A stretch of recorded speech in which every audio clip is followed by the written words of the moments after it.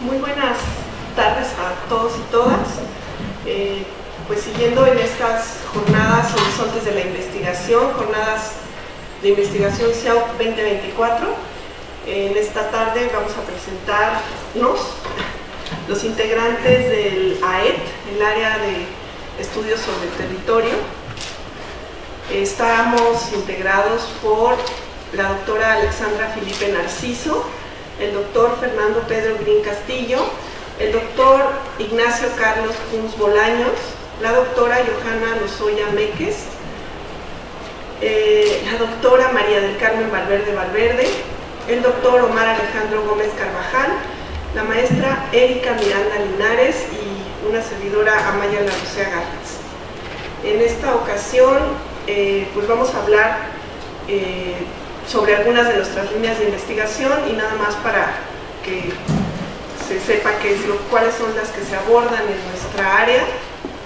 Tenemos teoría feminista, espacio público y ciudad, política pública de seguridad y feminismo, valores del suelo urbano y densidad de población, diseño y participación comunitaria, reestructuración urbana y mercado inmobiliario, teoría de la planeación urbana en México, áreas verdes, historia de la arquitectura del paisaje, sistemas de redes geopolíticas, metabolismo de paisaje urbano y legislación de paisaje. Y bueno, pues hoy estamos, después de reunirnos en algunas ocasiones, decidimos que la mejor manera de presentarnos sería en un conversatorio y después también de discutirlo decidimos tomar una temática particular que además es muy pues, importante en estos tiempos, que es el problema del agua. Y entonces titulamos el conversatorio Múltiples miradas sobre el agua desde el territorio. Y presento a los participantes en la mesa, el doctor Fernando Pedro Green Castillo, el doctor Ignacio Carlos Kunz Bolaños, el doctor Omar Alejandro Gómez Carvajal y la maestra Erika Miranda Linares. Y bueno, decidimos también que cada uno de nosotros se presente de viva voz y nos platique un poco sobre cuáles son sus líneas de investigación. Y entonces le pido para empezar al doctor Green que comience presentándose. Muchas gracias. Buenas tardes a todos, me da mucho gusto estar con ustedes. Yo lo escribí para no fallar en el tiempo, porque luego la lengua se me pasa. Voy a hablar en primera persona, porque no es una cosa que va a leer alguien más, no voy a hablar. Por eso voy a hablar egolatramente. Mi nombre es Fernando Pedro Green Castillo. Estoy adscrito al Centro de Investigaciones, Arquitectura y Urbanismo y Paisaje, Arquitectura y Paisaje CIAUC de la Facultad de Arquitectura de la UNAM. Me desempeño como investigador titular C, soy PRI-DD. Pertenezco al Sistema Nacional de Investigadores con el nivel 1 desde que entré hasta la fecha y ahí me voy a quedar. Recibí el Premio Universidad Nacional en el 2017 en Arquitectura y Artes. Estudié Arquitectura y la maestría en Arquitectura en esta Facultad de Arquitectura, entonces Escuela Nacional de Arquitectura. Hice un doctorado en la Universidad de Cornell de Nueva York, en los Estados Unidos, estuve por ahí 4 años, y después hice un diplomado aquí en México en Planeación Internacional de Aeropuertos, que es un programa que ponemos en la Facultad de Arquitectura y ASA. He ocupado los siguientes cargos académicos. Fui jefe de la Facultad de Arquitectura, fui coordinador del doctorado y líneas de investigación de urbanismo en la facultad, primer coordinador del posgrado en urbanismo de la UNAM en el año 2000, coordinador del módulo 3 del doctorado de planeación, del diplomado de planeación de aeropuertos, que ya dije que es de la Facultad de ASA. Actualmente coordino el laboratorio de planeación urbana y regional del CIAUC en la Facultad de Arquitectura. Actualmente imparto clases en la licenciatura en urbanismo en el posgrado en urbanismo, en la maestría en urbanismo, tengo un seminario en el doctorado en urbanismo también, y en la FES Acatlán, en el posgrado de urbanismo allá, y también en la especialización de evaluación inmobiliaria de esta facultad. Más o menos hice una cuenta con las actas que tengo, y más o menos han pasado por mis aulas 6.000 alumnos, una cuenta pues. Antes de venir a la Facultad de Arquitectura, los cargos más importantes que tuve pues, fui jefe de proyectos del gobierno del Distrito Federal. Me tocó la encomienda de tener que regularizar estas colonias del sur, Valderna, de 5 años estuve en eso, Valderna, Santo Domingo de los Reyes, la colonia Jusco, Guayamilpas y algo de la colonia Jusco, además otras colonias que están por otro lado, por ejemplo la Cuchilla del Tesoro, en el aeropuerto, etcétera. Fue una labor muy interesante porque no había nadie establecido, todo estaba llegando. Eran líneas de calle, nos teníamos que organizar para que por lo menos hubieran calles. Por cierto, ya había habido un urbanista en estas colonias, en todas, porque aunque no fuera arquitecto, ni ingeniero, ni topógrafo, ya estaban las calles trazadas. Todos llegamos a acomodarlos para que hasta allá, hasta acá, y que se acomodaran. Posteriormente fui a Estados Unidos, durante 4 años, y cuando regresé me dieron un trabajo muy interesante en Petróleos Mexicanos, que tuve por 8 años. Era por ingeniería. Me tocó ser de los pioneros de la explotación petrolera del Golfo de Campeche, y bueno, tuve que meterme hasta en cuestiones de plataformas en el Golfo de Campeche, y me salí porque yo sentía que ya era un ingeniero, más que un arquitecto. Yo soy un arquitecto urbanista. Entonces les dije, nos vemos, no lo pueden creer, tenía un fuerte porvenir, llegué a ocupar el puesto de subgerente de construcción de Primex. Y lo último que hice ahí en Primex fueron los programas de construcción de los mexicanos, que en aquella época representaban el 45% del valor total de la construcción de México. Entonces a mí me tocaba hacer esos programas, irlos a discutir a la Secretaría de Programación y Presupuesto con Carlos Salinas de Gortari para que nos diera el dinero. Es lo último que hice.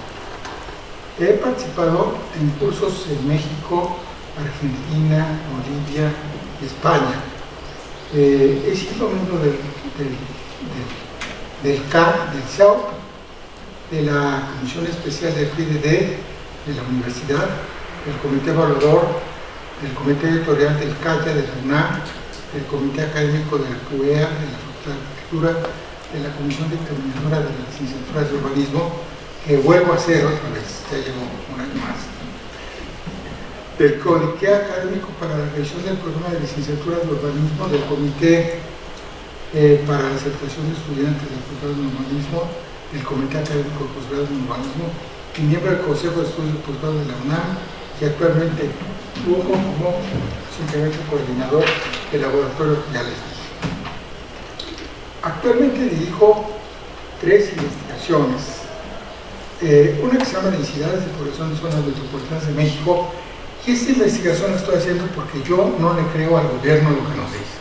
Entonces estoy viviendo las ciudades, estoy viendo con información del INEGI cuál es la población que tienen para que realmente ver si tienen razón o no, y si tienen razón, pues felicitarlos, ¿verdad? Porque no les creo. Entonces llevamos en este momento, tenemos 60 zonas metropolitanas a estudiar, pero en este momento tengo estudiadas 20, pero entre ellas ya las más difíciles: México, Guadalajara, Monterrey, Puebla, Tijuana, ya están estudiadas. Entonces es un gran avance, y es un proyecto que lo he platicado con nuestra coordinadora del CIAO. Es un proyecto que lo vamos a subir para que cualquiera lo use, porque también llegué a la conclusión de que lo que yo me guardo se va a perder pronto. Entonces, mejor lo metemos a un repositorio de nuestra acá, y que lo use, que sea correcto, y si tienes algún error que lo corrija. También estoy trabajando una cosa que he trabajado durante muchos años, desde hace 27 años, que es los valores del suelo en la Ciudad de México. Es un proyecto que se ha ido acumulando, tenemos un repositorio personal, tenemos 3 vitrinas en donde guardamos los trabajos y hacemos 1000 avalúos al año. Están clasificados. Esos 1000 avalúos, pues algún día alguien va a querer decir cuánto va a ser en la Colonia del Valle, y probablemente se repetirá 4 veces la Colonia del Valle en estos 20 y tantos años, y saque las experiencias y luego hacer un estudio de la Colonia del Valle. Estoy convencido de que los valores del suelo definen los usos. Estoy absolutamente convencido. Los valores del suelo definen los usos. Y entonces, yo creo que para los urbanistas, los arquitectos, va a ser muy útil entender este fenómeno, del cual ya hemos escrito como, más o menos como 6 documentos que han ido a parar a la UAM y a otras universidades, y unos aquí también, y todavía cerraremos este proyecto, lo cerraremos en marzo del año que viene. Y por otro lado, reabro el tema que me ha importado muchísimo. El maestro Fernando López Carmona me encargó mucho antes de morirse, que no dejar el agua a un lado. Ya escribí un libro que algunos de ustedes ya conocen, que se llama Población, Territorio y Agua, Valle de México. Está aquí en el repositorio del libro de la Facultad de Arquitectura, y la intención es que lo pueda tomar también cualquiera que lo revise. Pero como ha cambiado tanto las cosas últimamente con lo del agua en el Valle de México, entonces lo voy a retomar en enero. En enero retomo este tema del agua, otra vez del Valle de México, que específicamente además para lo actual, ya no va a haber historia.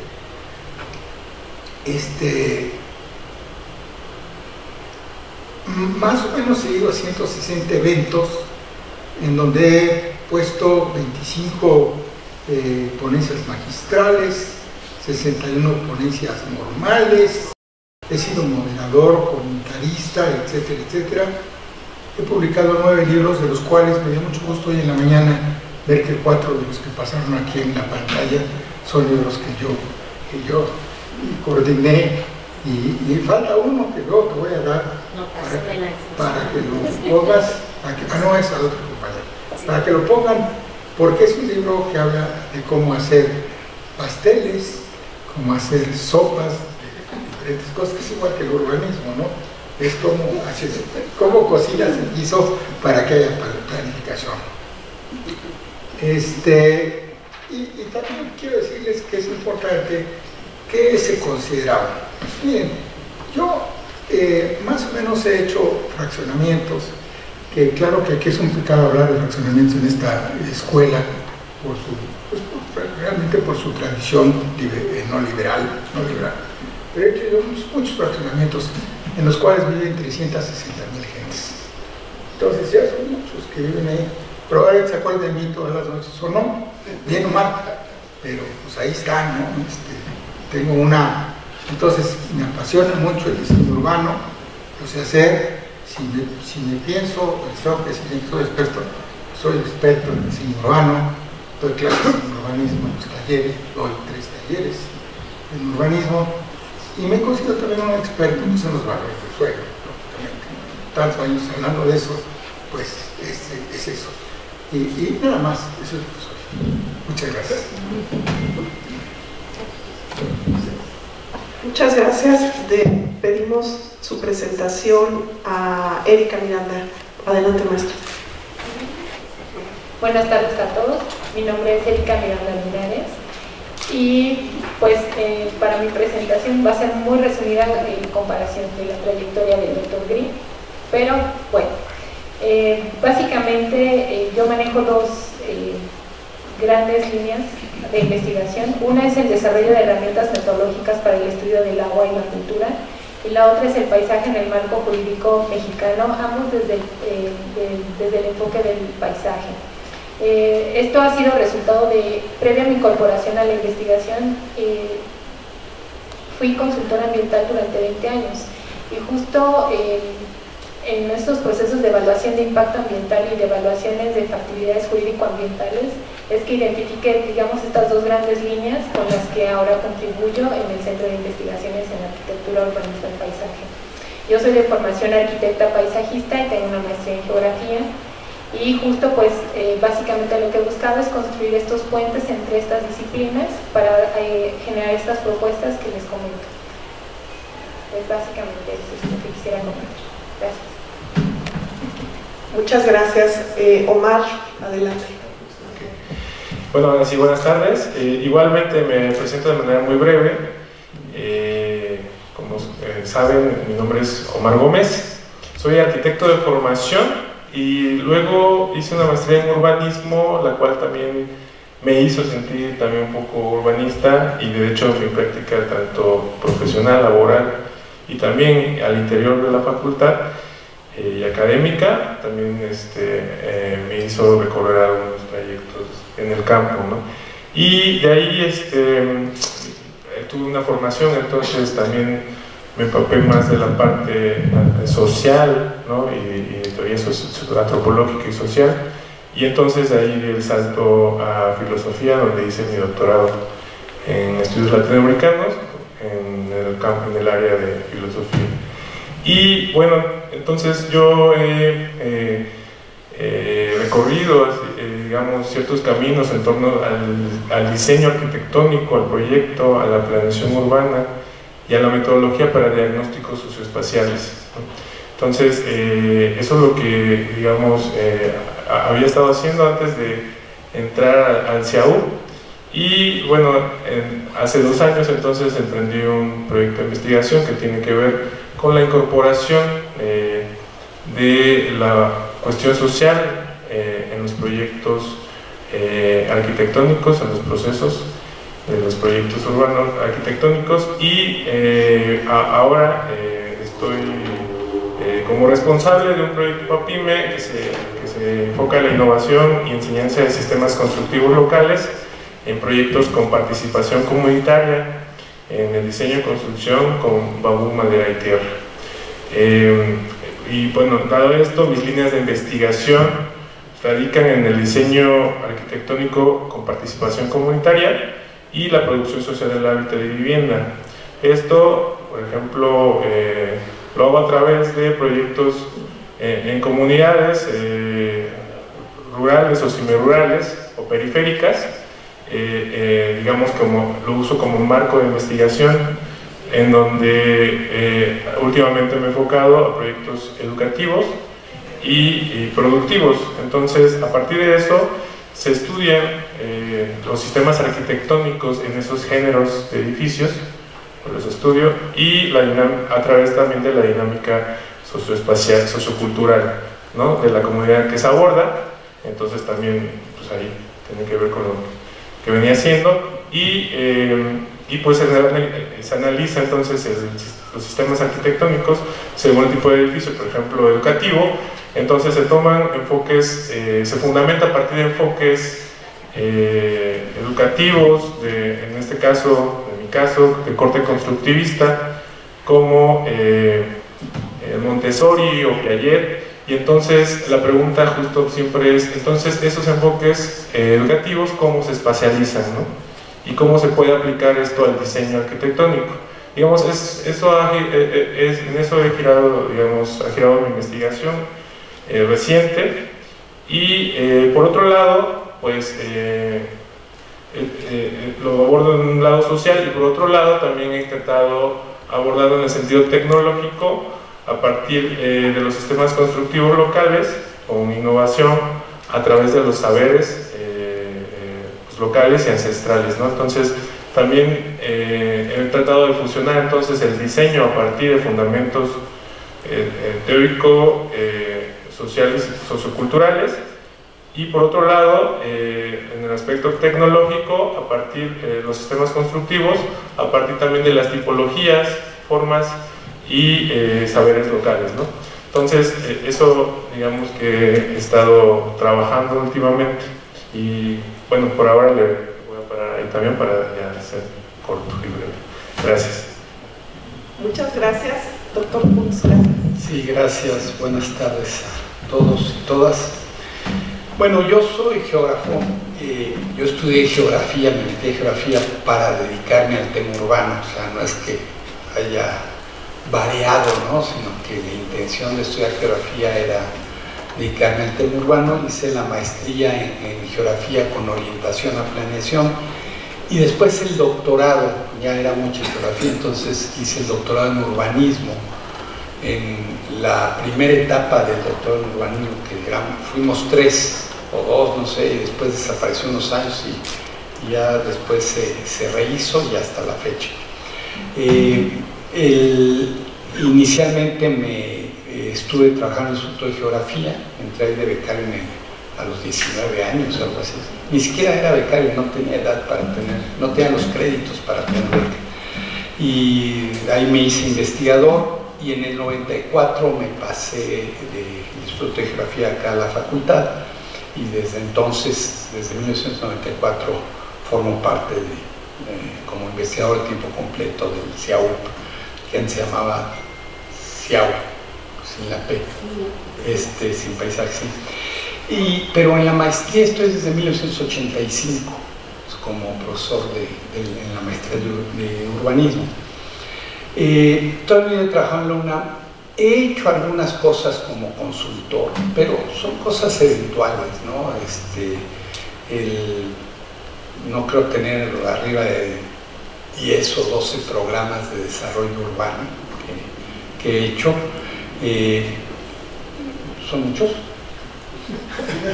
No, es que hay gente que dice que tiene 100. Y por ahí va a andar como en 10, 12 programas. Uno importante que ganamos el Premio Nacional de Desarrollo Urbano en 2014 y lo hicimos con vinculación con la facultad del programa de Culiacán. Entonces básicamente mi vida ha sido la actividad académica. Actualmente estoy en Querétaro, tenemos la maestría de urbanismo allá, nos está yendo bien, creo que 12 alumnos van a entrar a la siguiente generación y ya tenemos la primera de doctorado. Y en términos de líneas de investigación, trabajo básicamente 2 cosas.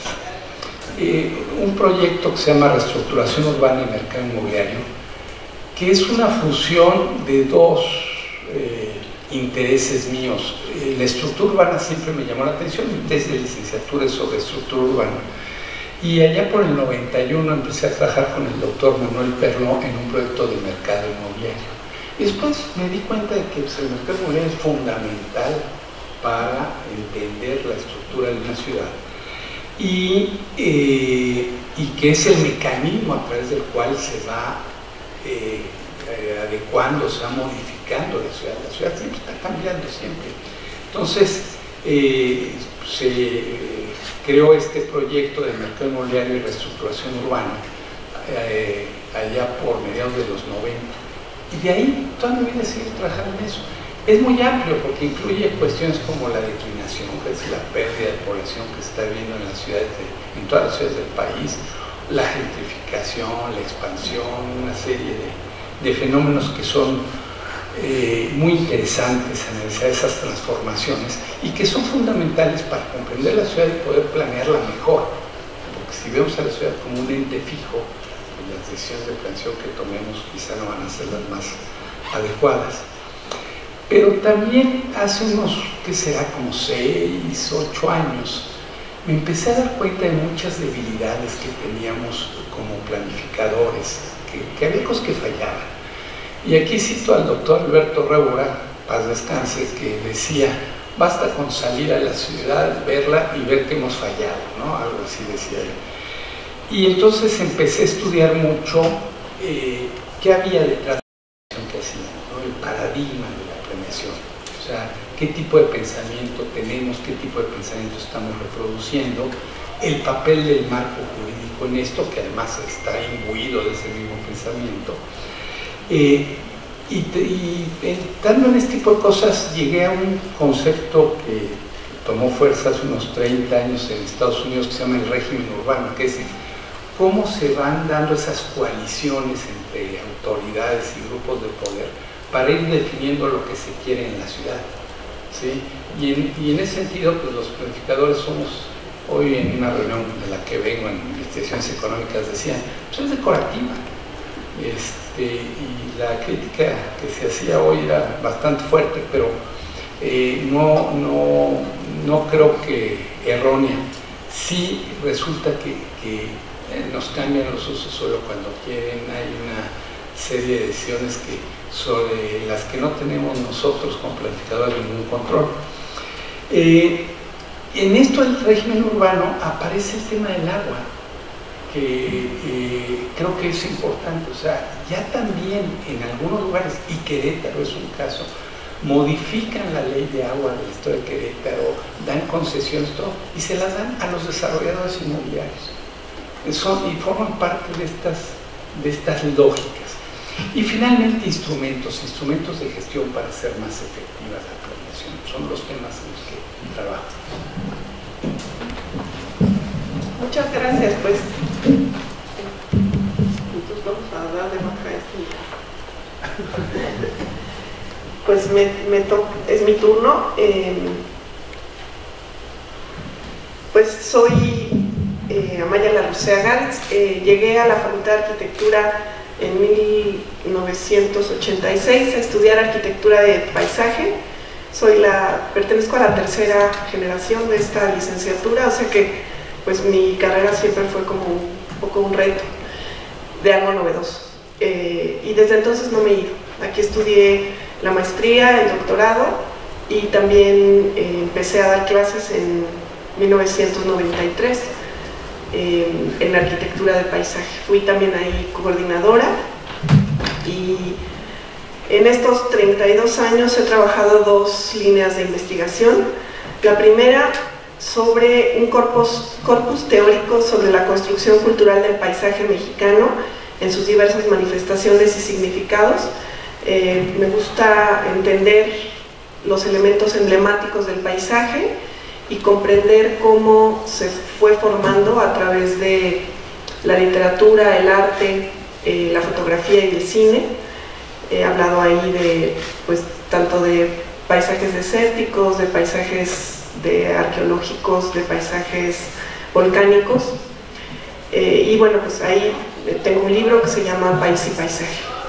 Y la segunda línea, que es la que está más relacionada con lo que vamos a hablar hoy, habla sobre la infraestructura verde urbana, y en este caso creamos un laboratorio dentro del CIAP en 2016 que se llama Áreas Verdes y Espacios Públicos, y ahí hemos hecho varios proyectos, pero algunos apoyados por la DEGAPA, y para no desviarme ni tomar mucho tiempo les voy a leer los nombres.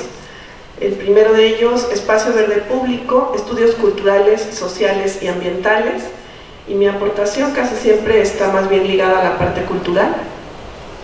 El siguiente fue Usos y Funciones de los Espacios Públicos en la Ciudad de México ante las emergencias sociales, que trató de comprender un uso que no está tan identificado, y es la función que estos lugares tienen cuando hay un terremoto, una inundación o una pandemia. También hicimos otro que se llamaba Construcción de la sección docente del Laboratorio de Áreas Verdes y Espacios Públicos, en donde hicimos mucho material didáctico. Este fue un papime para que los estudiantes puedan medir un árbol, usar un aparato por ejemplo un dron para hacer un proyecto pues, específico, o usar un micrófono, o usar una grabadora. Y bueno, pues también ha sido un proyecto interesante y exitoso. Y el que estamos trabajando ahorita, Diseño de Áreas Verdes Urbanas, los debates y evidencias entre las plantas exóticas y las nativas, que bueno, pues es un proyecto también muy interesante. Todos hemos oído que ahora estamos pensando solamente en plantas nativas, pero estamos buscando las evidencias científicas y nos estamos dando cuenta que no hay muchas, y que en realidad pues mucho del arbolado en las ciudades es la mayoría de plantas exóticas que también cumplen su función porque pueden adaptarse a sistemas totalmente artificiales, bueno, totalmente no, pero muy artificiales, en donde las condiciones naturales del ecosistema ya no existen. Y entonces, pues, muchas veces son estas las plantas que pueden colaborar de una mejor manera a mejorar las condiciones ambientales de las ciudades. Y bueno, pues esas son los trabajos y las líneas de investigación que he desarrollado. Muchas gracias. Y bueno, pues ahora planeamos un conversatorio, pero para tener el tiempo y más o menos una organización lógica, pues pensamos en hacer entre nosotros intercambios de preguntas que planeamos desde antes y que pues en esta primera parte, la primera la vamos a contestar todos y todas, y tiene que ver con el aprendizaje, ¿no? Entonces, la pregunta es, ¿cómo considera usted que debería ser la enseñanza y el aprendizaje en las carreras de la Facultad de Arquitectura de la UNAM sobre la problemática del agua en las ciudades mexicanas? Y le pido a la maestra Erika Miranda su comentario. Gracias. Pues en ese sentido, yo realicé una serie de consideraciones que son las que quiero compartir con ustedes. Y la primera es que la ciudad no es homogénea, ¿no? Y los que aquí están sentados me van a dar la razón en el sentido y me podrán explicar muchos de los criterios con los cuales se puede abordar la ciudad, lo cual ya lo hace compleja de inicio. Entonces, abordar el tema de la ciudad con el agua complejiza el problema aún más, ¿no? En el reconocimiento entonces de esta complejidad, la segunda consideración tiene que ver con que el agua tiene múltiples dimensiones. Y para mí es justo en dos sentidos, la biofísica o la ambiental, ¿no? Que tiene su propia naturaleza y dinámica, y parte del proceso de enseñanza tendría que ser justo abordar esta dimensión biofísica, y las otras dimensiones que están en interacción con la sociedad a lo largo del tiempo son la dimensión social, la dimensión política, la dimensión cultural y la dimensión económica. De esta manera entonces, para abordar el tema de las problemáticas del agua en la ciudad, entonces es pensar la relación del agua en las ciudades en dos niveles también, al interior de la ciudad y de la ciudad con su entorno, es decir, con aquello que no sea urbano, ¿no? Porque no está independiente la ciudad de este contexto. Una tercera consideración para abordar justo este proceso de enseñanza es que existen diferentes escalas para su estudio. Intervención por los procesos que implican con cada una de las dimensiones señaladas. Entonces, pensar en estas problemáticas del agua automáticamente nos arroja en pensar en varias dimensiones, también espacio-temporales, para su comprensión. Una cuarta consideración en este sentido es la identificación de la contribución de otras disciplinas en el conocimiento de cada una de las dimensiones señaladas. Eso automáticamente nos va a arrojar que tengamos que generar trabajos multi e interdisciplinarios, justo porque no hay una forma, al menos en las 4 licenciaturas que se imparten en la facultad, que solo una de ellas abarque la totalidad de todos estos conocimientos. Entonces el reconocimiento y la integración de esos conocimientos que estas otras disciplinas generan en estas dimensiones del agua me parece fundamental. Tener esa perspectiva multi e interdisciplinaria en el abordaje. Una quinta, bueno, y en relación a las disciplinas también me parece muy importante que existen también conocimientos de frontera ya, de los cuales nosotros podemos partir. Entonces no solo es lo que la geografía pueda decir, o la economía, o el urbanismo, ¿no? Sino estos conocimientos de frontera que cada una genera ya en el transcurso, ¿no? Pues de su propio desarrollo como disciplina. Una quinta consideración en este proceso de enseñanza-aprendizaje, me parece que es el reto para hacer las integraciones de toda esta información y este conocimiento, y justo lo que hace es replantear que muchas, al menos las disciplinas que se imparten en la facultad, nos replanteemos conceptos y categorías nodales, ¿no? Como desde qué ciudad, qué es habitar, qué es paisaje, para justo saber entonces en qué momento podemos lograr esos puentes con otras disciplinas. Me parece que ya voy a acabar, ¿no? Son 3 más, y ya estoy haciendo lo más breve posible en ese sentido, pero justo para poder hacer el diálogo. Otro me parece, como bien lo señalaba retomar al principio es el reconocimiento y el respeto a los saberes y el conocimiento tradicional y ancestral, es decir, a las prácticas culturales en el uso, manejo y gestión del agua, cosa que no se visibiliza, y pensamos que las ciudades en ese sentido no tienen otras formas de manejar en este caso el agua y como ese muchos otros recursos. Una séptima consideración es justo que en este proceso haya una postura crítica frente a procesos y discursos hegemónicos. ¿A qué me refiero con esto? Que tendemos mucho a exportar modelos y teorías de otros lugares, y me parece que en el caso de nuestro país tenemos muchos especialistas que han trabajado el tema y que esos deberían ser los puntos de partida porque están adecuados a nuestra realidad nacional, ¿no? Y a nuestros contextos. Entonces, me parece que debemos de tener esta postura crítica y dejar de importar modelos de todos lados. No digo que no sea bueno tener esos puntos de partida, pero me parece que lo privilegiamos sobre lo que producimos nosotros a nivel nacional, o en este caso, pues, toda Latinoamérica. Otro punto sería esta postura crítica frente a políticas públicas, incluso también internacionales. ¿Por qué? Porque damos por sentado que aquellos organismos internacionales son quienes dan las directrices generales, y estoy hablando en concreto de la UNESCO o de la ONU, que si bien también son muy loables, tienen también discursos colonizadores, ¿no? Que dejan de lado, me parece, nuevamente, los saberes tradicionales que nosotros podemos tener y que tenemos también al interior de las ciudades. Y por último, en este proceso de enseñanza, a mí me parece también fundamental el papel de los alumnos, ¿no? Como en este proceso de reflexión e innovación, porque ellos con sus ojos nuevos siempre traen nuevas ideas que permiten justo plantear otras formas de atender los problemas, o incluso hay cosas que nosotros no alcanzamos a ver, ¿no? Ya directamente en el proceso de investigación. Entonces eso me parece muy relevante, ¿no? Pues los alumnos en ese sentido también como productores de conocimiento, ahora sí que con sus ojos nuevos y sus preguntas. Gracias. Bueno, yo pienso que estamos en un momento, pues, muy importante porque se están revisando los planes de estudios, y creo que el asunto del agua tiene que ser incorporado en todas las licenciaturas. Me parece indispensable sensibilizar a profesores y alumnos sobre esta problemática.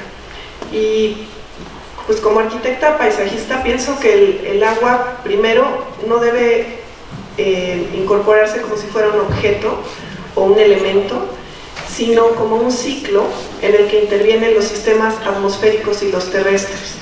Pensamos siempre en el agua líquida, o bueno, casi siempre en el agua líquida, en el agua a la mano, digamos, tangible, pero la humedad atmosférica, las nubes, el agua subterránea, los ríos, los depósitos de agua naturales, lagos, el mar, son parte del ciclo, ¿no? Entonces me parece que algo vital es comprenderlo así y no como un objeto que sale de la llave y que o no sale y entonces tenemos un problema, ¿no?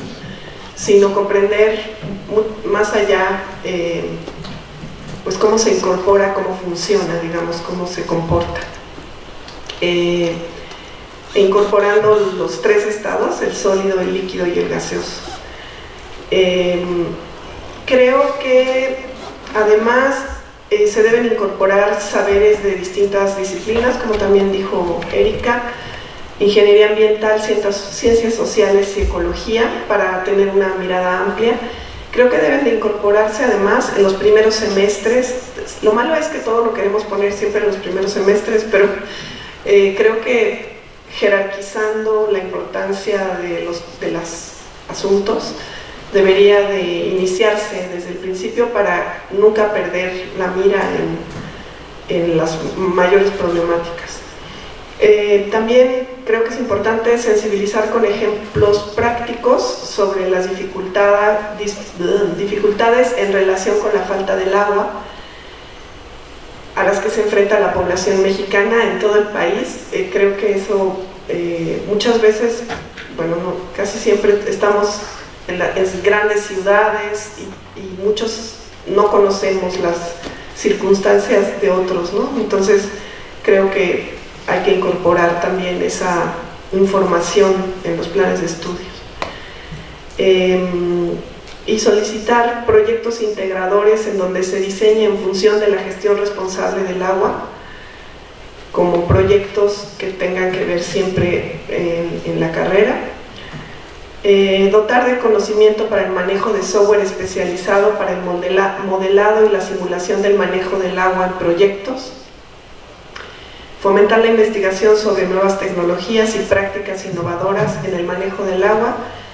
Y como decía Erika, también promover competencias creativas entre los jóvenes para explorar nuevas formas de diseñar en función del uso del agua. Bueno, pues esos serían mis comentarios. Y yo creo que mejor nos vamos.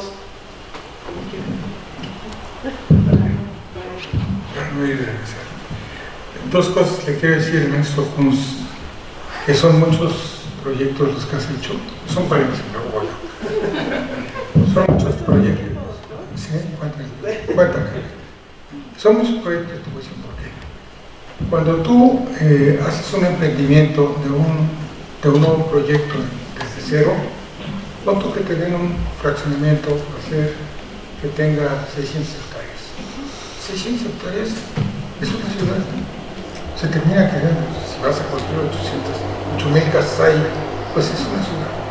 Y te vas a tardar mucho tiempo en poder hacer el proyecto completo, probablemente te tome 2 años, 1 año y medio, con todo lo que opinen los ingenieros, sobre todo, los ingenieros de diferentes capacidades. Entonces, te tardas mucho tiempo en hacer ese proyecto. Ya haces ese proyecto, y dices, órale, siémbrenme aquí esto, háganmelo. Y te tardas una barbaridad en hacer la línea principal, por esa línea principal, por las secundarias, poco a poco, dependiendo de las etapas, ¿cuánto tiempo te tardas? En un proyecto. Ahorita voy a ver. El último proyecto que hice yo de desarrollo urbano fue el que hice con el maestro Rebor. Rebor a mí, si hacíamos un proyecto juntos, que fue el de Santa Fe, que todavía está vigente, pero ya no debería estar vigente, porque Santa Fe es un hervidero. Y ese proyecto nosotros lo terminamos hace muchos años. Y cada 5 años debería realizarse esto. Entonces, ¿cuánto tiempo te tardas en hacer un proyecto? De un desarrollo común. Eso es la parcial. Santa Fe, finalmente, fue un plan parcial. Nos tardamos 3 años.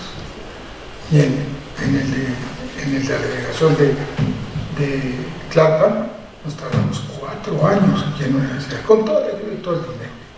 Entonces, los urbanistas con sus proyectos vamos a tener la vida. No es como el arquitecto. Cuando yo tuve mi despacho, si me salí de PERS, llegamos a tener 17 proyectos como arquitectos. Es que es diferente, hacer casas, hacer hospitales, es diferente. Pero hacer ciudades, reformar ciudades, por eso tu palmarés es muy bueno. Si no te lo crees tú, pues entonces no te lo cree nadie. Miren, en este libro que escribí y que fue publicado hace poco, en su presentación fue hace unos cuantos meses, tuve el agradable, estoy muy agradecido por aquellos de ustedes que fueron a la presentación. Pues hombre, en ese libro ahí no me quedó más que decir cuáles recomendaciones son las personales, porque las recomendaciones vienen de estudiosos profundos del tema del agua en México. El territorio, producción de agua. Ahí se reconoce, sobre todo los ingenieros, hay un reconocimiento pleno de ellos. Pero, en mi recomendación, yo claro que dije lo que creía que había que ser el baño de México, evidentemente. Y ahí una de las recomendaciones es que en las escuelas de arquitectura, que lo acaba de decir mi compañera, el tema del agua debe ser un tema que debe estar por lo menos un semestre, porque son 10 semestres, 6 materias por semestre, 7 materias, son 70 materias. Entonces ya es un semestre, una materia de 70. Ya se lo ha dicho el director, ya se lo ha dicho a las comisiones que están revisando los planes. Y no en todas las carreras, el tema del agua es un tema que en 15 sesiones se puede aprender mucho. Y los muchachos podrían entonces entender el estado. yo coincido con ella, deberíamos de estar poniendo esto en todos los planes.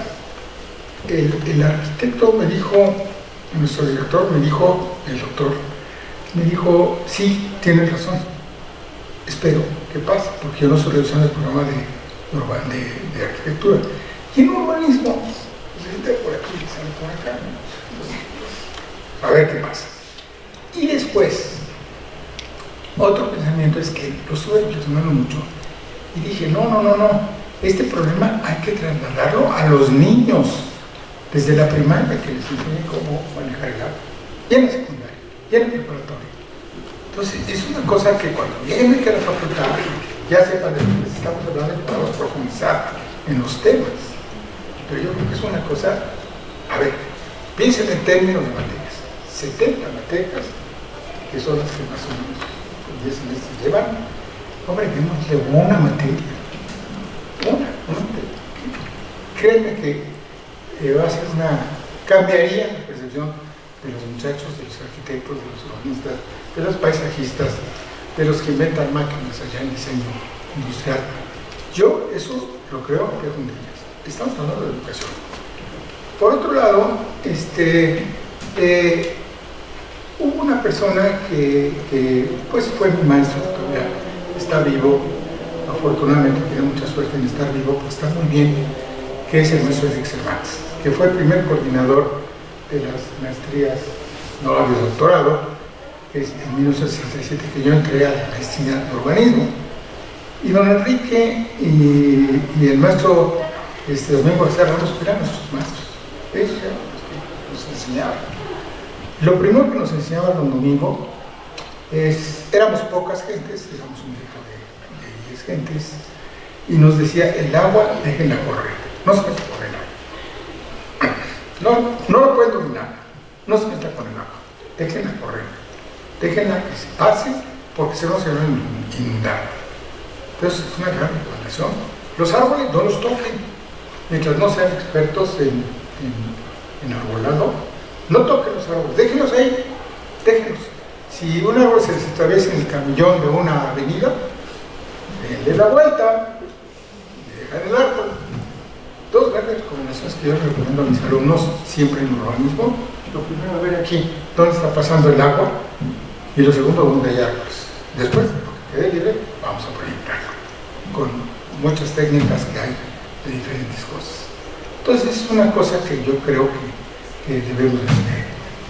Otra cosa que tenemos que enseñar, hay dos tipos de personas como yo que se han concentrado solamente en el Valle de México, primordialmente en el Valle de México, y otras personas que quieren conocer de toda la República Mexicana. Bueno, aquellos que quieran conocer toda la República Mexicana, sepan que hay una regionalización hecha por la Comisión Nacional del Agua, de las regiones del agua. Hay lugares donde no hay problema con el agua. La Ciudad de Mérida no tiene ningún problema, ninguno. Su problema sería si le infectan, porque está ahí abajo. Tienen suficiente cantidad. Algo así como 23,000 metros cúbicos por habitante al año. Ok, en el Valle de México tenemos apenas 350 o 400 metros cúbicos por habitante al año. Esa es la diferencia. Y hay otras ciudades que no tenían problema, pero ahora sí tienen problema. Querétaro, órale, no tenían, pero ya tienen. Entonces, ¿por qué? Porque no han percibido los gobiernos de un estado muy progresista el agua, abusados con el agua. Hay que enseñar a la gente a que con menos agua puedan vivir. Por ejemplo, en el ejército americano nos enseñan que tienes un casco de agua y con ese te bañas y te revisan, y si no estás bien bañado te va como el feque, porque en el desierto de Irak pues no hay agua, entonces un casco de agua para que se bañe bien. Entonces no se trata de decir que te vayas con un casco, pero se trata, y yo eso lo tengo muy claro, por ejemplo, de que mucha gente tarda 15 minutos en el agua. Pues simplemente que sepan que por cada minuto que tienen la llave abierta son 20 litros de agua en bañarse. Hombre, váyanse en 5 o 7 minutos. Hay muchas cosas que se pueden enseñar que tienen, y que no tienen que ver necesariamente, tienen que ver con esta conceptualización de que el agua es importante. Entonces también esta regionalización hay que señalarla por una simple razón. Miren, en todas las ciudades de la República Mexicana, todas ocupan el 6-7% del total de la nación, y ahí es donde actuamos los urbanistas en ese territorio, 6-7%. Muchos me dicen, no, pero es que son regionalistas también. ¿Regionalistas de qué? Regionalistas que no sabemos de agricultura, no sabemos de ganadería, no sabemos no somos ingenieros especialistas en árboles, no somos ingenieros de carreteras, ni de puentes, ni de presas.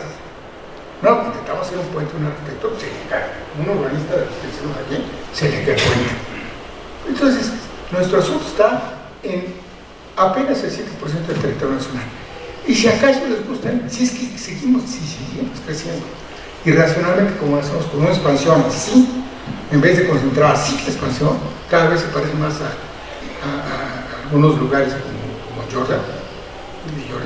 Entonces, nosotros lo que necesitamos es entender una cosa, que sí, la región que nos rodea, sí, por si crece la ciudad hacia allá, otro 5%, si es que seguimos con la expansión así, porque afortunadamente ya estamos bajando las tasas de crecimiento y en el año 2050 se acabó el crecimiento.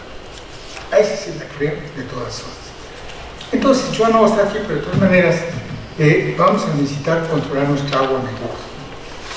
Ayer estuvimos en una plática extraordinaria en la Catán, de la cual no fue ningún maestro de acá, ningún maestro, fue una plática extraordinaria que nos dio quien ahora es el secretario de Cuestiones Territoriales del Distrito Federal, de aquí de la Ciudad de México.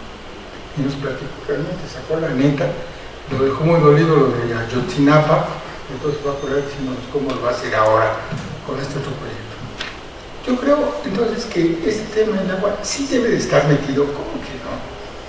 Y, perdóname, un minuto más. Miren, a los arquitectos están enseñando que hay que recolectar el agua. Sí, hay que recolectar. Pongo mi tinaco. A ver quién tiene el patio con un tinacote. Pero pongo el tinaco en 1500 litros. Y se me llena con una lluvia. ¡Pum! Se me llena el tinaco. Y ese tinaco bien usado me da para 3 patrullas. Y se acabó. Mientras llueva, ahorro agua. Que no me llega agua de la calle.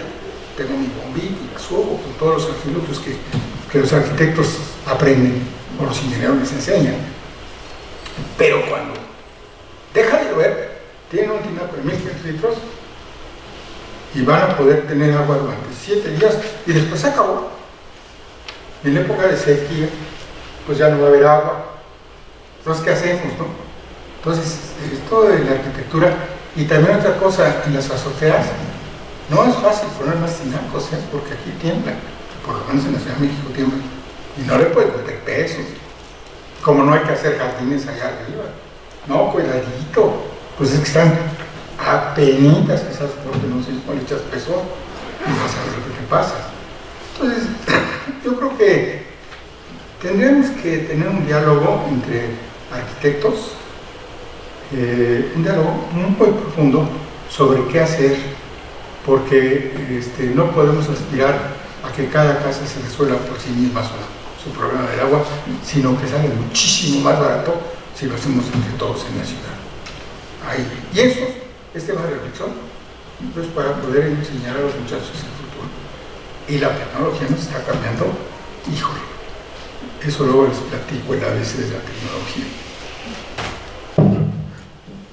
Gracias.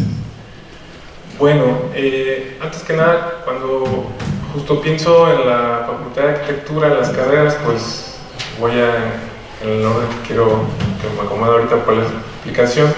Pienso en diseño industrial, en arquitectura, en urbanismo y en arquitectura de paisaje, ¿no? Y cuando pienso en la problemática del agua, pues también pienso que tiene que ver con múltiples campos, tiene que ver con todo, ¿no? Con la cultura, con la producción, la economía, la vida cotidiana, con el diseño, ¿no? Entonces, ¿por dónde la agarramos, no? ¿Por dónde nos hacemos? ¿Por dónde empezamos, no? Entonces, creo que así deberíamos también nosotros abordarla, ¿no? Teniendo en consideración pues nuestras limitaciones cognitivas como seres humanos, pero sí abordarla de una manera multifactorial, porque tiene que ver con todo, y multiescalar, y por eso nombré diseño industrial, arquitectura, urbanismo, paisaje. Entonces, empezando por las escalas, y creo, me parece, en parte a eso debe su complejidad el problema del agua. Para empezar, podría pues abordarse desde la escala territorial y no tanto desde enfocada en delimitación de ciudades, sino más bien a nivel de cuencas, que es así como se comporta el agua, ¿no? Las cuencas son el gran repositorio del agua en el territorio y pues no respeta, digamos, límites administrativos de ciudades o estados, ¿no? Sino a nivel de cuencas, y ahí están integradas pues las ciudades y su paisaje. Luego, a nivel urbano, y tiene que ver también, pues ahí tendría que enfocarse quizá primero en ordenamiento territorial de los usos de suelo, o sea, ¿qué estamos haciendo, por ejemplo, con las áreas naturales protegidas, ¿no? Con el suelo de conservación, que son también los grandes suelos permeables que alimentan los acuíferos y de que absorbemos o extraemos más del 60% en el caso de la Ciudad de México del agua que nos abastece, ¿no? Entonces 60, 65, entonces es un gran porcentaje de agua.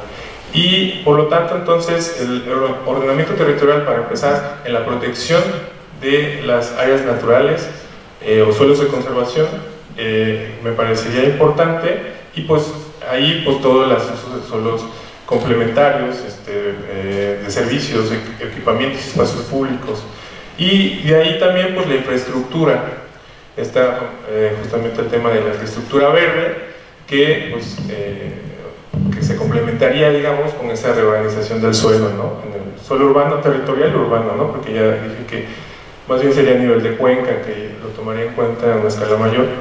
Y pues en la escala arquitectónica, pues evidentemente, pues sí, está estas acciones complementarias que solventan, pero solo en parte el problema, porque pues no hay mucho espacio a nivel vivienda, por ejemplo, pero bueno, se implementan o empiezan a implementar cuestiones de pues, captación, filtración, almacenamiento y reuso del agua, que eso ya son cuestiones más de ecotecnias integradas al diseño arquitectónico de la vivienda o ciertos equipamientos, ¿no?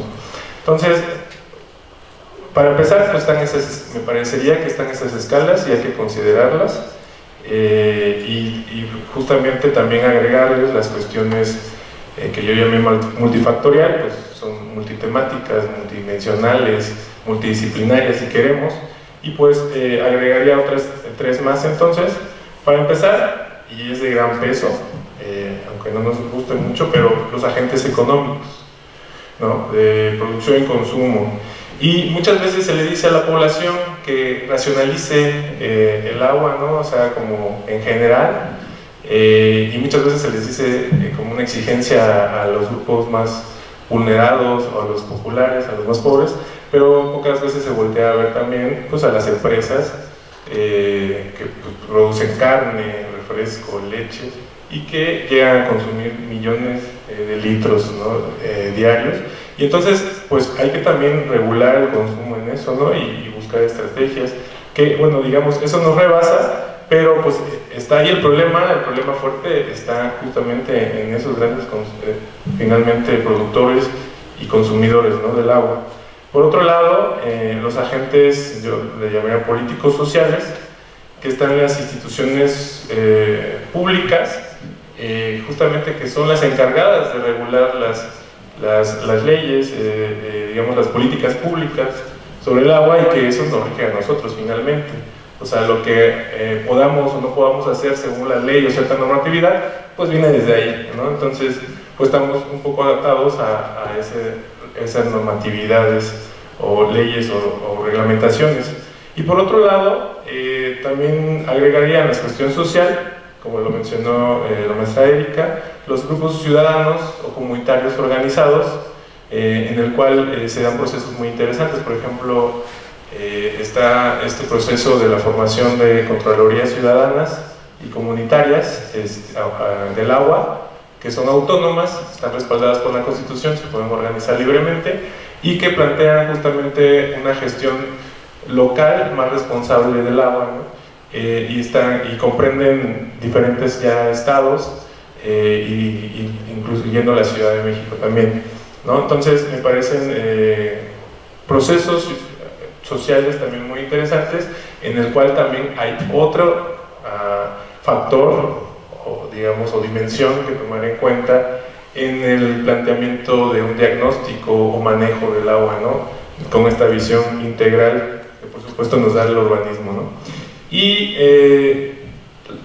también el aspecto, ahora sí, tecnológico, no podía faltar. Me parecería que sí, por un lado, pues la infraestructura hidráulica nos queda debiendo. Por ejemplo, la Ciudad de México, no sé, un dato, se va al 40% del agua consumible en fugas, por ejemplo, ¿no? Y que bueno, entonces el mantenimiento de esa infraestructura y también la ampliación de esa infraestructura es necesaria, ¿no? Porque si no, no da abasto. Y por otro lado, la infraestructura verde, ¿no? Que también son una especie de ecotecnias, pero a nivel urbano, en el cual pues también pueden solventar un poco este problema de absorción del agua, del excedente del agua de lluvia, desde jardines de lluvia, ¿no? Pozos de absorción, un poco ayudar a la limpieza del agua con biodigestores, en fin, hay varias tecnologías, digamos, que se pueden aplicar a nivel urbano de espacio público a nivel, a esa escala urbana. Entonces, pues nada más yo hacía un breve repaso, ¿no? de cuáles serían algunos factores que creo son sumamente importantes tomar en cuenta y aterrizar cada quien a su disciplina, ¿no? Una última cosa que se me pasó: en los económicos, voy a sonar como escuela clásica de economía, pero me parece importante tomar en cuenta que el problema del agua no es un fenómeno natural donde el ciclo por cuestiones extrañas se rompió y ya no está funcionando bien, sino que hay un factor social y bueno, la actividad humana muy importante. Entonces me parecería que también habría que tener muy en claro la historicidad del agua en el proceso productivo, ¿no? O sea, hablaba de economía clásica porque pues, la extracción, la producción, la distribución, el consumo y el descarte también, digamos, se nos pierde, ¿no? Como decía la doctora Amaya, pues los urbanitas pensamos que el agua nace en las llaves, ¿no? En el grifo y se va por el excusado y se acabó la historia, ¿no? Y la historia es más larga, ¿no? O sea, de la extracción pues hay que preguntarse cuánto se extrae, de dónde se extrae, ¿no? Por ejemplo, de la producción, cómo se extrae el agua, ¿no? ¿Qué se está haciendo o para qué se usa, ¿no? ¿Quiénes son los agentes económicos que la usan? En la distribución, ya vuelvo, es a quienes, ¿no? Se reparte socialmente, equitativamente, o hay desigualdad social en la distribución, digamos, del recurso o del bien común. En la cuestión del consumo, pues se le da prioridad a los procesos vitales, a la vida o a la mercantilización del agua, ¿no? Es como pregunta. Entonces, si decimos una u otra, ¿cómo funciona eso, no? Y en el descarte, otra vez, ¿a dónde se va y en qué condiciones se va, no? O sea, también la cuestión de contaminación del agua, ¿no? Donde se usan los ríos o mares justamente como vertederos de desechos industriales y domésticos, ¿no? Entonces, son una serie de cuestiones que me parece hay que tomar en cuenta. Por eso decía, en respuesta concisa y corta, cómo podría o debería ser la enseñanza, aprendizaje de la facultad. Pues termino con eso, de nuevo, multifactorial y multiescalar. Gracias. Gracias. Sin duda un tema muy importante. Creo que en el urbanismo no le hemos dado la importancia que debería tener. Por ejemplo, en los típicos guiones de los diagnósticos no aparece un análisis específico del agua, cuando es el principal, hoy por hoy, junto con la energía eléctrica, los principales problemas de México, ¿no? No va a haber nearshoring porque no hay ni agua ni energía eléctrica. Entonces, yo creo que no debe ser uno, quizá deben ser 2 semestres, pero uno obligado en cada una de las carreras desde su propia perspectiva. Yo lo que hice fue enumerar una serie de cosas que creo que se deben de tratar, quizá más algunos de estos temas en una de las licenciaturas, por ejemplo, las tecnologías en el caso de diseño, y esto lo estoy pensando más quizá en urbanismo, pero ahí van los temas. Uno es, tenemos que conocer el recurso agua, ¿sí? Saber del agua superficial, del agua subterránea, de las medidas de este recurso, de los balances, etcétera, ¿no? Y el tema de contaminación de este recurso. El 2 serían los diversos tipos y estimaciones del consumo. No consume lo mismo el uso residencial, y es muy distinto entre el consumo de los ricos y el consumo de los pobres. Puede ser las variaciones de 12 a 1, una cosa así, ¿no? Mientras en Iztapalapa pueden estar gastando 30 o 50 litros por persona al día, en algunos lugares de la Ciudad de México gastan 600 o más litros por persona al día. Sí. Saber que el principal consumidor de agua es la agricultura en el país, y es porque tiene tecnologías arcaicas. El 3 es la administración del agua. O sea, ¿cuál es el marco jurídico del agua? Yo les decía en mi intervención anterior que Querétaro cambiaron la ley para poder concesionar el agua a los desarrolladores inmobiliarios. Ese marco jurídico influye en la dinámica del agua, ¿no? ¿Cuáles son los esquemas organizacionales? En Querétaro, por ejemplo, ahora está en manos de empresas privadas, que son las concesionarias. En muchos municipios, en las juntas municipales de agua potable, alcantarillado y creo que alguna otra cosa. ¿Cómo se cobra? ¿Cómo se establecen las tarifas? ¿Cuál es la eficiencia en el cobro? Todos estos son temas de la administración del agua. Luego la cuestión del manejo del agua. Extracción, potabilización, almacenamiento, conducción en bloque, conducción de otra forma, la distribución, red primaria, red secundaria, hasta que llega a las casas, ¿no? El siguiente, que es el 5º punto, sean los problemas del aprovechamiento del agua. Otra vez aparecería aquí el tema de la contaminación, el del desperdicio, que aquí estoy de acuerdo con Fernando cuando dice hay que educar a los niños desde chiquitos o desde niños, para que vayan tomando conciencia de la importancia del agua. En México creo que no hemos como sociedad asimilado esa importancia. Y el tema de las fugas, ¿sí? En Ciudad de México se pierde alrededor del 38% del agua en fugas en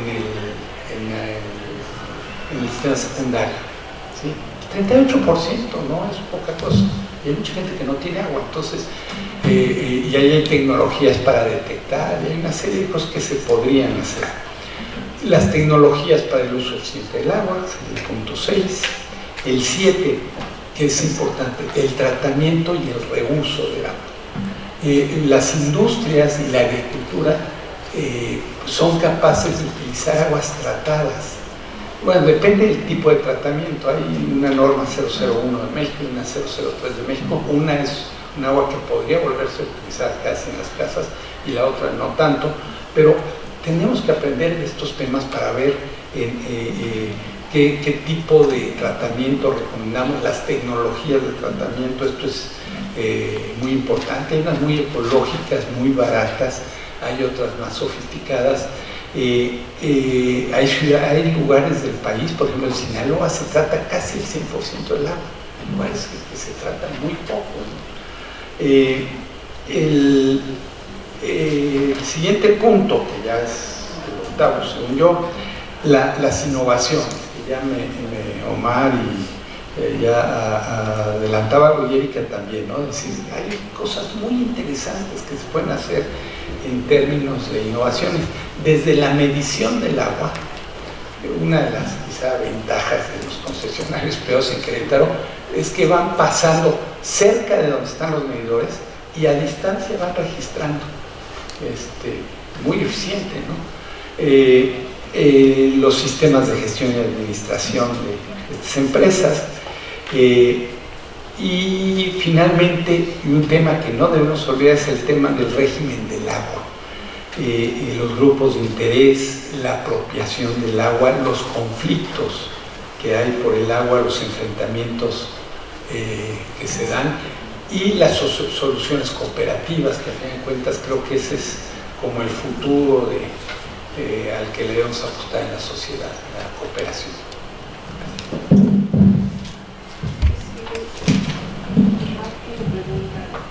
Vamos a pasar ahora a las preguntas individuales. Gracias. Sí, bueno, yo le tengo una pregunta al doctor Ignacio Púnez. Bueno, de acuerdo justo con los estudios que ha realizado sobre el desarrollo inmobiliario, que lo mencionaba en su presentación, ¿qué impacto genera sobre el problema del agua en la zona metropolitana del Valle de México, en su perspectiva? Bueno, yo iba le comentaba a Maya al principio que la respuesta era ninguna. Y explico por qué. Cuando nosotros empezamos a estudiar mercado inmobiliario, solo mercado inmobiliario, teníamos un proyecto PAPID muy ambicioso, de 800 millones de pesos, de viejos pesos. Pero bueno, estaban trabajando, en ese tiempo todavía estaba yo en el Instituto de Geografía y nos prestaban 9 o 10 vehículos porque había 9 o 10 equipos de campo levantando información. Y en ese tiempo pues, registramos los valores, las ventas, la absorción, calculábamos todos los parámetros del mercado y nunca distinguimos que el agua fuera un condicionante importante. Y tampoco nos preguntamos mucho.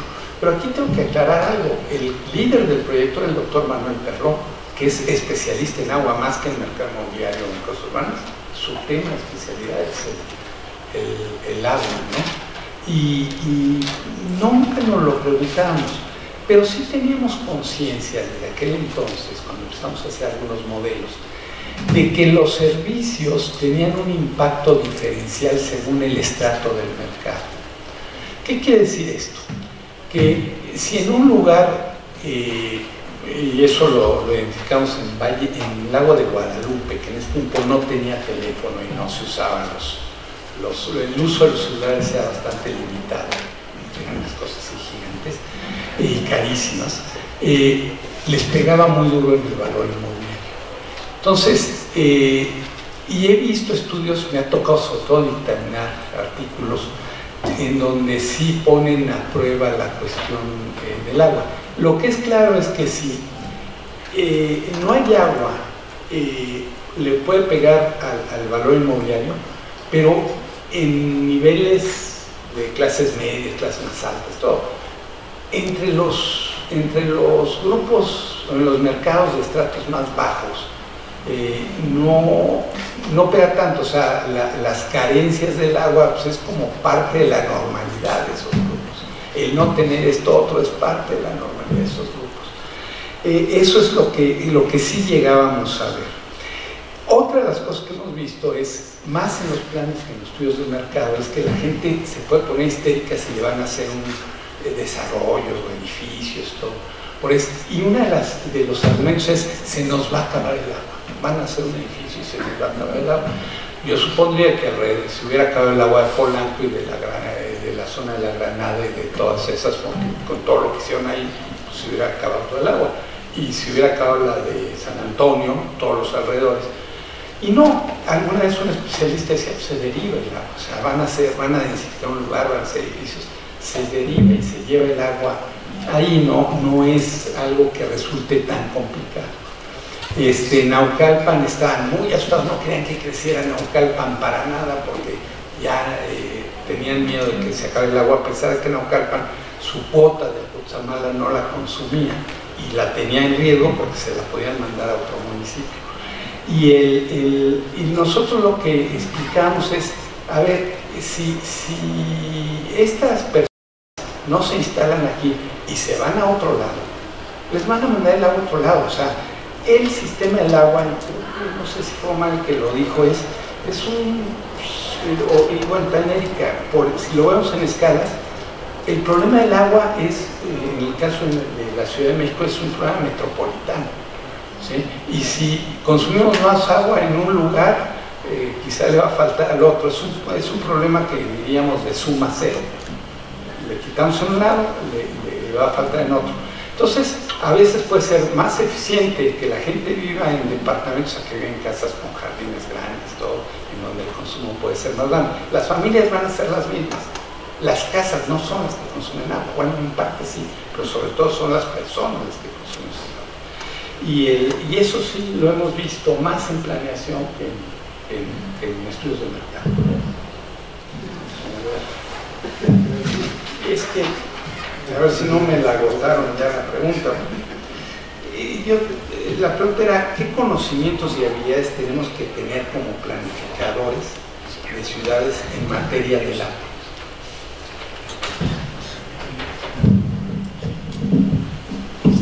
Es una pregunta que en realidad ahorita ya tuvo visos de contestación. La repito, nos pregunta ¿qué conocimientos y habilidades debe tener un planificador en ciudades en materia de agua? Estamos hablando de planificador urbano. Quiero aclarar, voy a hablar de planificador urbano. Porque puede ser una aclaración. Cuando nosotros decimos que tenemos, por ejemplo, un área de planeación urbana y regional en la maestría de urbanismo, lo regional lo entienden los urbanistas como que es todo el país. Y yo digo, no, pues a nosotros nos tocará con mucho el 10% del análisis y el 90% pues le tocará a los ambientalistas, a los de paisaje, a los geógrafos, a otros, a nosotros no. Porque yo siempre he dicho una cosa que creo en ella y en botellas. Si a mí no he hecho muchas obras, porque me dejé de dedicar a la arquitectura, hice como 80 casas. Se mierden unas casotas grandotas, enormes. Recuerden ustedes que en los años 60, cuando yo me gradué en los años 60, a mediados de los 60, la mentalidad de los arquitectos, todos, nomás estaba esta escuela, la Ibero se empezaba a desarrollar en la arquitectura y nuestra misión era hacer, así lo teníamos en la cabeza, casas en el Pedregal, teníamos que hacer, porque el Pedregal se estaba desarrollando, teníamos que tener un coche convertible, tener una bufanda para que cuando viniera el aire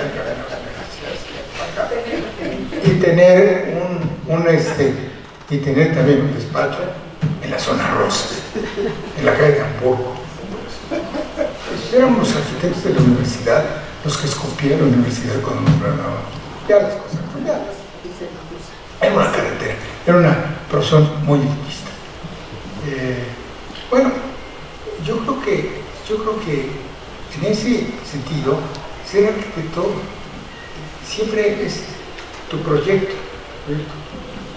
A mí me encargan un proyecto y lo veo como eso, mi proyecto. El de al lado, pues el de al lado, quién sabe cómo esté el de al lado o el del otro lado. A mí me importa lo que a mí me dice la autoridad que puedo hacer, porque si sigo las reglas de la autoridad, estoy bien, estoy cumpliendo con lo que éticamente es razonable. Entonces me fijo en esto, que a mí me encargan una ciudad, hacer una ciudad que nunca me ha encargado, es una ciudad nueva. He hecho desarrollos muy grandes, de más de 100 hectáreas que terminan siendo ciudades. Eso lo entiende muy bien nuestro curso. Pero ya que sigue para allá, a mí, mis timbres, hago mi cacho, mis 100 hectáreas, 160 hectáreas, y nada más. Quizá el desarrollador, el que me paga, el arquitecto que me contrata, bueno, no lo crean, tiene $80 millones entre la bolsa para hacer un desarrollo de estos. Uno de esos que te contrata y te dice, no, la avenida llega hasta el límite. ¿Por qué? Porque ya está pensando en el terreno que sigue para comprarlo cuando acabe con esto. O los hijos o los nietos. así son esos cuates, ¿no? Pero si no fuera por eso, le podrían poner una barda. Entonces, nuestra mentalidad es, lo que a mí me toca es poner la línea a mi polígono y ahí muere, ¿no? Entonces, esto es muy importante, por eso hablo de los urbanistas, no de otros. Quizás los paisajistas tengan una mente más allá. Porque siempre el primer tema en el urbanismo es la delimitación del área de estudio. Punto. Y en todo caso, si acaso, pues ver cuál es el entorno alrededor. El entorno, estudiamos para ver qué tipo de gente, etc. Teniendo en cuenta la pregunta que se me hace, y yo creo que para contestar esta pregunta necesito hacer primero unas afirmaciones, para que quede claro. Primera afirmación: el que no sabe historia de la ciudad y su región que va a planificar, no sabe nada. El que no sabe historia, en general, para mí no sabe nada. Es un neófito. Y más en urbanismo, tiene que saber de la historia del lugar y de su región. Si no, no sabe nada. Pero historia en serio. No es que tú eres historiador, es que es una necesidad. Puedes contratar a alguien que te lo haga, pero tú eres el responsable. Segunda afirmación: sin agua no se puede vivir. No se puede. No es posible. Sin agua no se puede vivir.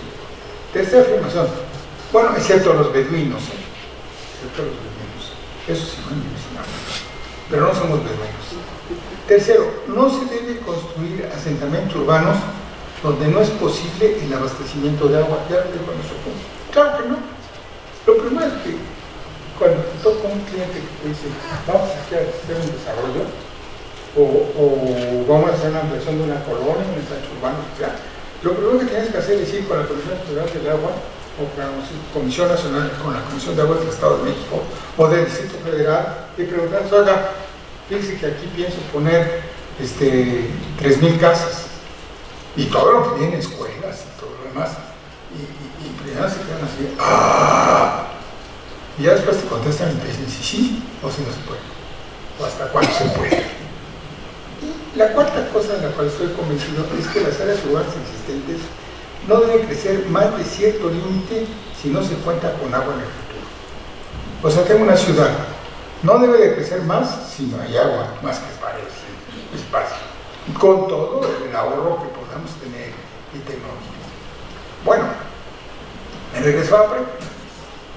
En materia de agua, los conocimientos se adquieren estudiando una o más carreras profesionalizantes relacionadas con este tema. No es asunto de una carrera, es un asunto de varias carreras. También preparándose como investigador mediante diplomados, especializaciones, maestrías, doctorados y postdoctorados. Eso toma 15 años, o sea, 15 años. A mí me tomó 15 años y ahora estoy en el entendimiento de algunas cosas, soy bastante lento. Tercero, asimismo, también se puede aprender colaborando desde temprana edad en proyectos de investigación relativos al agua en ciudades dirigidos por autoridades y o investigadores de reconocido prestigio. Entonces, si yo voy como estando estudiando arquitectura y volteo al instituto de mi vida y digo, ahí está el departamento de agua, ahí mero, y voy y les digo, yo quiero trabajar con usted, yo quiero que usted me enseñe, ese papel abre la puerta. ¿Saben por qué? Porque es un gran halago en la vida que alguien llegue y te diga, enséñame. Nadie se niega, te abre la puerta. Ya ve cómo, pero te abre la puerta. Entonces hay varias maneras de entrarle a este asunto. Entonces, las habilidades, esa es la enseñanza. Las habilidades dependen de la intensidad de la práctica profesional y el gusto por la investigación. Para poder coordinar o dirigir proyectos de ciudades, es indispensable tener conocimientos profundos sobre la problemática del agua en ciudades. No se puede saber urbanista si no se sabe sobre el agua. Y no me considero experto en agua, ¿no? Si viene el ingeniero Joaquín, el Instituto de Ingeniería, yo me hago al lado, porque si no me aplasta, me aplasta, pero tienes que conocer. Cuarto, las profesiones primigenias de personas que desean participar en la planeación de ciudades considerando que el agua es un tema primordial. Puede ser un urbanista, una persona de ciencias de la comunicación, puede ser un economista, los ingenieros civiles, hidráulicos, mecánicos, eléctricos, de sistemas, de geotécnicos y topografía. Todos. Puede ser un sociólogo o un psicólogo, puede ser un médico, puede ser un historiador, puede ser desde luego un arquitecto, un paisajista, o también puede ser un economista. Yo ayer estuve en Acatlán, ya les dije, en estas jornadas que están teniendo de investigación en Acatlán, ¿y quiénes se organizan? Los economistas de Acatlán. Desde luego es mejor si estos profesionistas tienen estudios de especialización, maestría, doctorado. O sea, y no le corto las alas a un muchacho que esté estudiando urbanismo y que salga de urbanista y diga, ya soy urbanista y llevo a sus ciudades. No, se debe equivocar, gacho.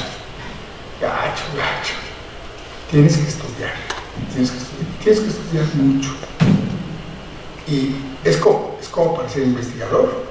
Si tú quieres ser investigador, pues después de que seas arquitecto, tienes que estudiar una maestría. Puede ser en arquitectura, puede ser en paisaje, puede ser en urbanismo, puede ser en ingeniería. Tienes que estudiar la maestría. Y cuando acabas tu maestría, tienes que estudiar un doctorado. Si quieres ser investigador, tienes que estudiar un doctorado. Y ahorita ya, en todos los institutos de la universidad, para poder entrar tienes que tener un postdoctorado. La universidad, entonces sí, quieres ser investigador, además de que no hay lugar, te ponen en fila, algún día llegarás, pero los museos cuando dicen, es que aquí este programa es un programa de investigación, pues, yo creo que no. Espérame. Ahora me tiene que preguntar a mí. Yo te pregunto a ti, yo tengo ya, aquí tengo.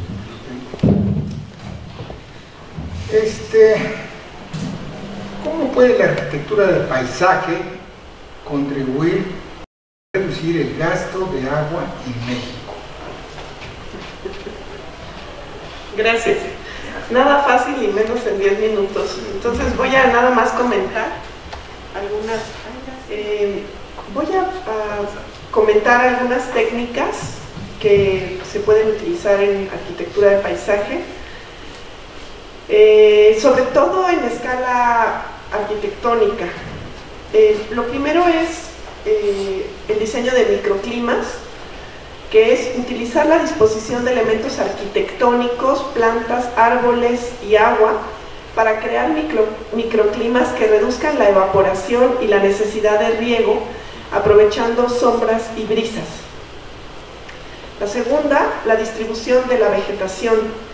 Agrupar plantas de diferentes alturas y tipos para crear un dosel que brinde sombra y reduzca la temperatura del suelo. Los árboles grandes pueden proporcionar sombra a plantas más pequeñas, ayudando a conservar la humedad. En este caso también es útil utilizar terrazas de cultivo, o sea, tener diferentes planos dentro del espacio.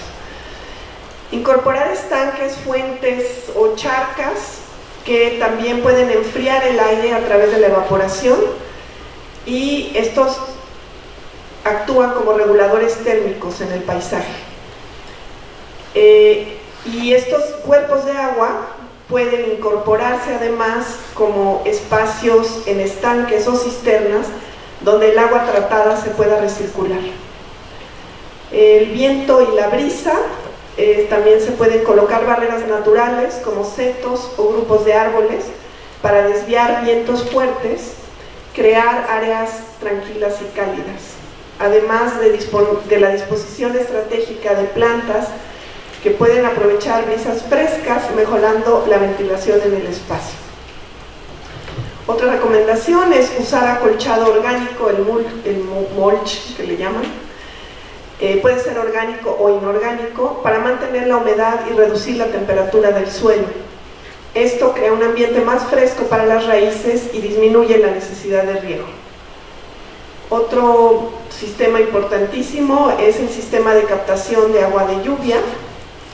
Esta agua de lluvia pues tiene que ser parte del diseño, tiene que tener una zona particular en donde pueda almacenarse agua, puedan incorporarse zanjas de infiltración o áreas de biorretención que ayuden a manejar el agua de escorrentía y recargar los acuíferos. Como dije, no es solamente pues el agua en los tubos, sino también la acción sobre el espacio.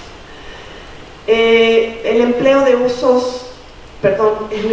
de suelos permeables, diseñar pavimentos y senderos con materiales permeables que permiten la infiltración del agua en el suelo, reduciendo la escorrentía y aumentando la recarga de los acuíferos. El siguiente punto importante es el uso de agua tratada. Aprovechar el agua residual tratada proveniente de plantas de tratamiento de agua. Esta agua puede ser utilizada para riego, siempre y cuando respete las normas de seguridad y calidad. Hay que tomar en cuenta que el agua tratada, especialmente la que proviene de aguas residuales, puede contener nutrientes que beneficien incluso el crecimiento de las plantas. También hay que reconocer la capacidad de las plantas para limpiar el agua. Y aquí se pueden utilizar técnicas de fitodepuración. Las plantas pueden absorber contaminantes y nutrientes del agua a través de sus raíces, y este proceso es especialmente efectivo para tratar aguas residuales y aguas de escorrentías. La filtración natural, en donde las raíces de las plantas actúan como filtros, atrapando partículas y sedimentos en el agua.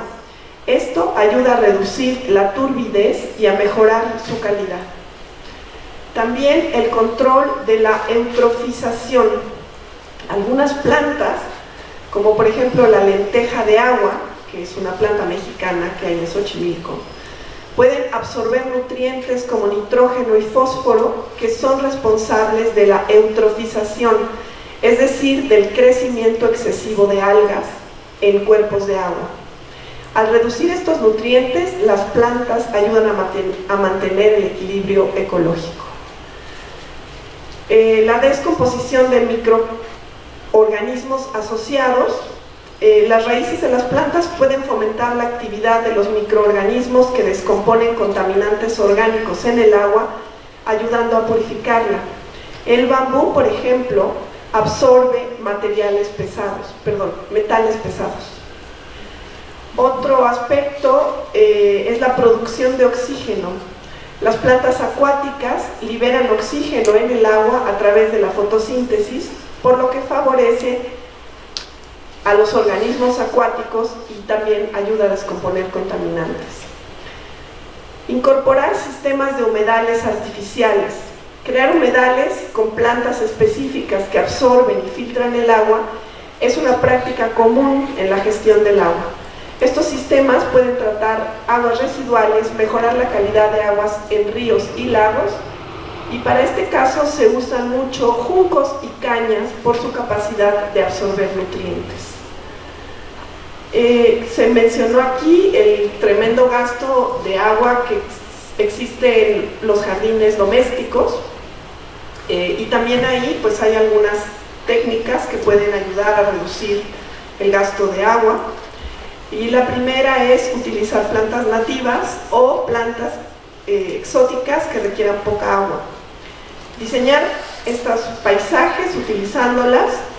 Estas plantas adaptadas se han desarrollado y han evolucionado en estos ecosistemas y por lo tanto están adaptadas pues a la lluvia natural de esos lugares, ¿no? Entonces no requerirían de agua, pero esto requiere un cambio cultural. Y esto implica comprender la belleza del paisaje de cada lugar, ¿no? El paisaje mexicano, que en general tiene dos estaciones, digamos, la de secas y la de lluvias. Una verde, y otra de colores amarillos y colores ocres. No pretender emular paisajes europeos de climas, como por ejemplo los ingleses, en donde debe llover algo así como 300 días al año, ¿no? Con el gusto por nuestro paisaje podemos apreciar los colores con sus cambios dramáticos, celebrando los ciclos y diseñando a partir de sus características, tanto adaptativas como estéticas. Y también aquí se pueden incorporar saberes locales, es un detallito, pero en los lugares de agricultura, las plantas que se utilizan para, por ejemplo, el cilantro y para condimentar, pues se ponen al lado del fregadero en donde se lava, ¿no? Entonces ahí cae agua, es algo muy simple, sencillo, ¿no? Pero funciona muy bien.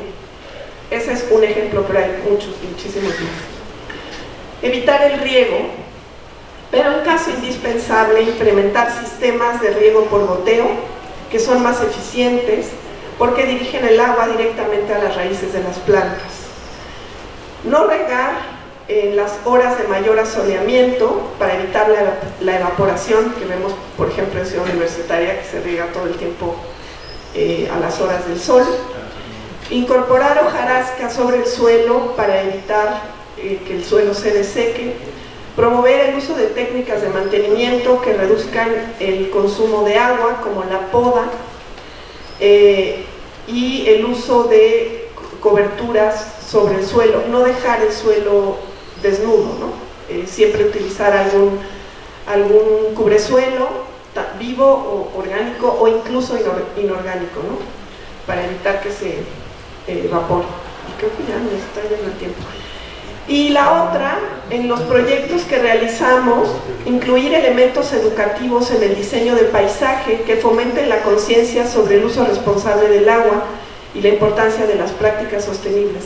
Muchas veces se nos olvida, pero los proyectos que hacemos educan también a las personas que los habitan, ¿no?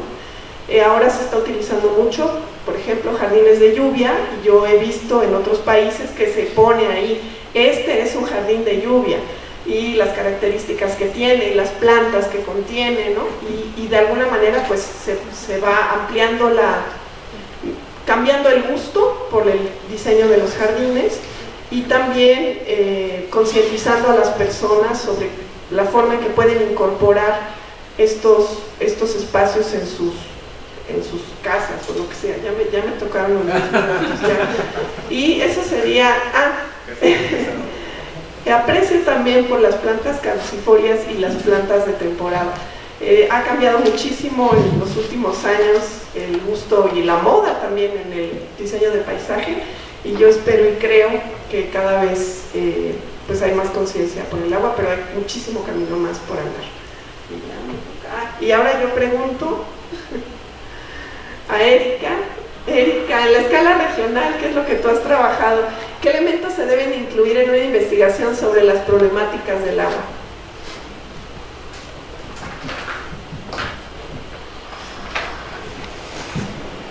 Gracias. Pues mira, más allá de contestar como en una especie de recetario, me parece que al igual que al inicio en la pregunta que abrió la mesa, pues son igual consideraciones, ¿no? Y creo que ya muchas de ellas se han mencionado en términos de cómo es complejo el tema del agua. Para mí el enfoque relacional es fundamental, ¿no? O sea, no olvidarnos que siempre está relacionado, y aquí el gran punto es qué peso le vamos a dar a cada uno de ellos en nuestra investigación. No solo va a depender del objetivo de la investigación misma, sino cómo alguna de estas otras dimensiones que mencionábamos al principio puede tener un papel de agencia sobre el resto. Entonces también es muy importante estar abierta justo cómo se van modificando estas otras dinámicas para detectar cuál es la que tiene un mayor, digamos, papel, ¿no? en este proceso de un problema en una región determinada, ¿no? La otra, como ya lo mencionaba, lo han mencionado ustedes de formas distintas. En este caso Omar hablaba de lo multiescalar, y yo también coincido con eso, ¿no? Finalmente todas las investigaciones, es que va a depender mucho de lo que estés buscando, pero el tema de lo multiescalar es fundamental. Y no importa si tú solo tomas la dimensión, incluso hasta solo la jurídica se te van a aprender, dependiendo de la ubicación de la región en la que estés trabajando, hasta 5 niveles, ¿no? Porque puedes estar en una zona, una franja fronteriza, y entonces vas a tener 5 tipos de instrumentos distintos, ¿no? Internacionales, acuerdos binacionales. O sea, el tema del agua, justo si lo vemos desde la legislación ambiental, es una materia concurrente. Entonces, automáticamente va a aprender muchas otras dimensiones por eso, ¿no? En este caso espaciales y de jurisdicción. Entonces, en ese sentido, el carácter multiescalar me parece fundamental. Nuevamente, retomándolo con lo que le había comentado. Y también incluso si estamos hablando solo de, como mencionaba el doctor Kunz, ¿no? Pues hablemos de la gestión del agua, ¿no? Y las aguas municipales, exactamente es lo mismo, ¿no? Vamos a tener diferentes niveles de concurrencia y por lo tanto se van a aprender varias escalas que van a confluir en ese sentido, solo tomando una dimensión. Si entendemos que es relacional, pues entonces vamos a tener múltiples escalas de múltiples dimensiones, y eso por eso se vuelve más complejo aún. Me parece, y retomo lo que mencionaba sobre el agua en sus diferentes manifestaciones, coincido totalmente. En ese sentido, poco hemos entendido que el agua tiene, además de los estados líquidos, gaseosos, ¿no?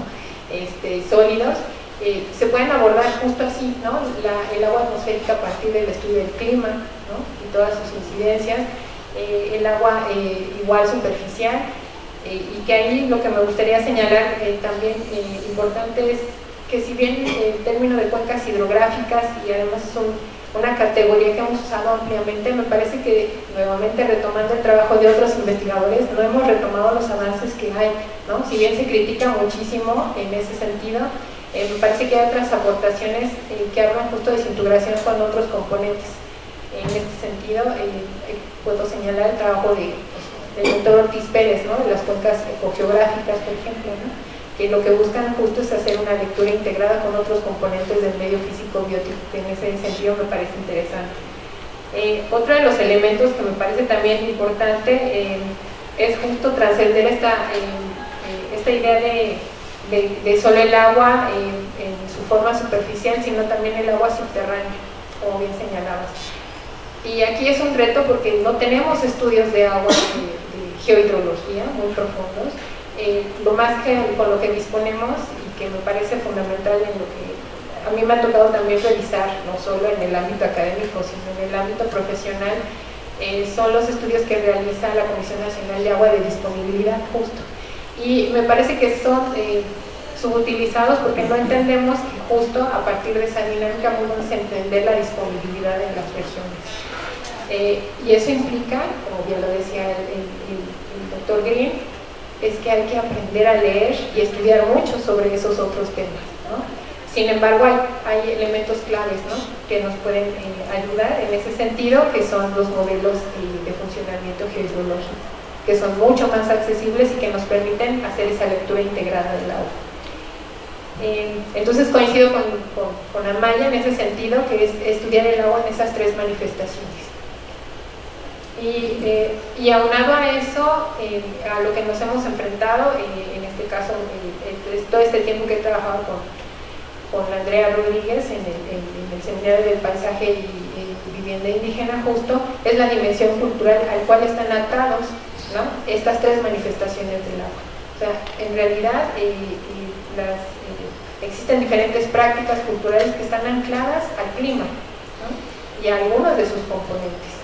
Al agua superficial, a los manantiales, a los cuerpos de agua, es decir, siempre hay un valor cultural asociado a estas manifestaciones del agua que no estamos considerando cuando planteamos cualquier proyecto o nos enfrentamos a abordar un problema en una región determinada, ¿no? Entonces el agua siempre va a saltar, pero asociada a esa manifestación hay un valor cultural que tenemos que conocer antes de tomar algún tipo de decisión, que me parece fundamental.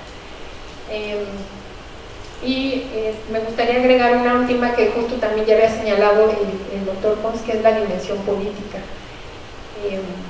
Y en ese sentido, justo las investigaciones, aunque tú no estés buscando eso, no es tu enfoque, siempre va a haber un tema de conflicto por el agua. Y que puede ser interno, es decir, al interior de esa comunidad, o entre comunidades, o de la comunidad con el Estado, y eso es importantísimo. Entonces eso siempre va a estar a colación en términos de cuando tú te enfrentas a cualquier investigación que tenga relación con el agua, ¿no? Y eso sería lo que yo podría agregar sobre estos elementos, ¿no?, en una investigación. Y bueno, yo voy a cerrar para preguntarle a Juan. Y justo es, desde la escala arquitectónica y del diseño, ¿cómo puede incorporarse, aunque creo que ya nos has ido adelantando, ¿no?, algunos elementos? ¿Cómo puede incorporarse el estudio o propuesta sobre el manejo y cuidado del agua?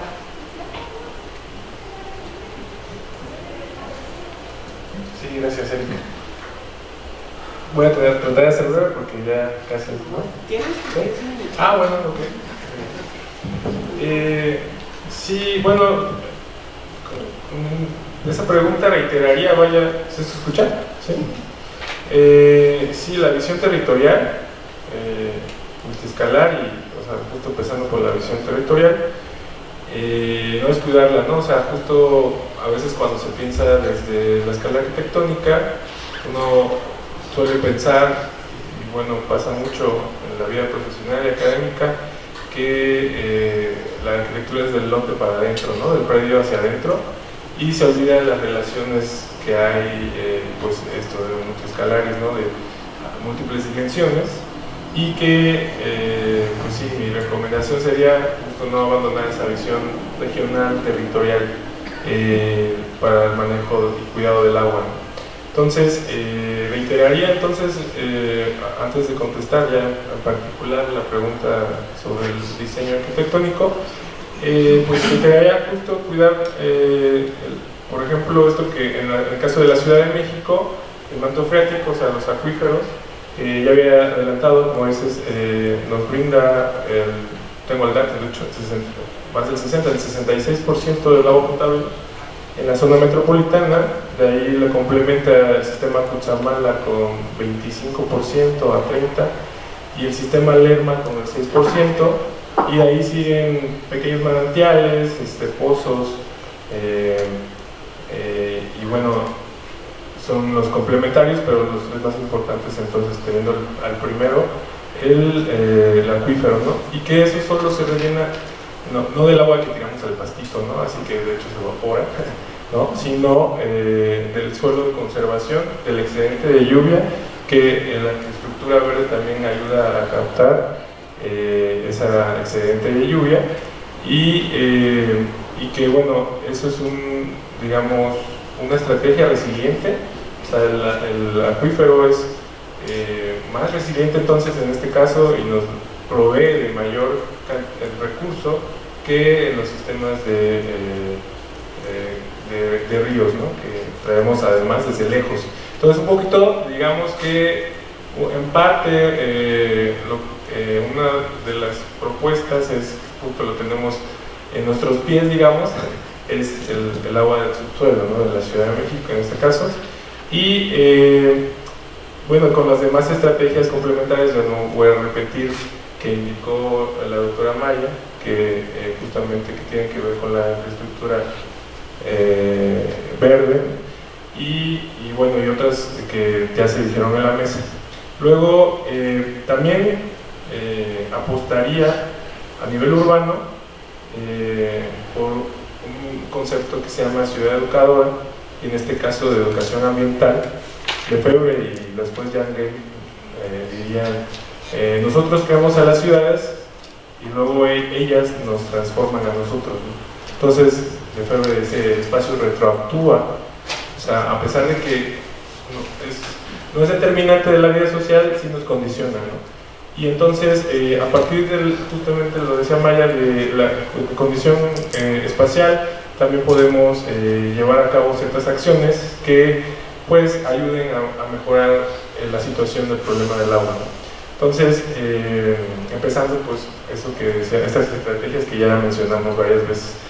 Y a nivel arquitectónico, vaya, a veces parecen paliativos porque digamos es una cuestión pues no solo tecnológica, sino cultural, social, esto de captar, filtrar, almacenar, reusar, reducir, ¿no? El consumo del agua ya en los espacios domésticos pues depende de muchos factores, no solo tecnológicos sino culturales. Y bueno, y en ese sentido, pues por ejemplo ya en el trabajo comunitario, en las comunidades rurales o semirurales, con cierto arraigo a su territorio y por lo tanto a sus bienes, pues se puede echar mano de justamente de sus tradiciones, de su patrimonio cultural y tecnológico en el cuidado y manejo del agua. Por ejemplo, en muchas comunidades todavía ya ha habido un proceso de transculturación que se dice desde la antropología, pero todavía se usan algunas tecnologías en cuidado del agua, por ejemplo, incluso sin agua, como los baños secos, ¿no? O sea, si mejor no la contaminas, para empezar es mejor eso que contaminarla y luego tener que filtrarla, ¿no? O limpiarla. Entonces, eso es digamos, una buena tecnología del agua que tiene que ver con usos y costumbres comunitarios, que claramente no siempre se puede aplicar porque depende de también sus cambios culturales, históricos, ¿no? Que han tenido y sus procesos de transculturación por la modernidad, ¿no? Pero si uno puede, digamos, dinamizar, si ese conocimiento, esos saberes existen, se pueden detonar de nuevo y bajo eso entonces actualizar las técnicas y preservar o apostar por la preservación de ese patrimonio cultural y tecnológico, ¿no? Por ejemplo, también existen y hemos trabajado también en el cuidado ahora sí de la limpieza del agua con humedales, ¿no? O el cuidado de los cuerpos de agua, donde muchas veces hay conflictos socioambientales, es porque hay una empresa que está tirando desechos y hay una comunidad que está siendo afectada, ¿no?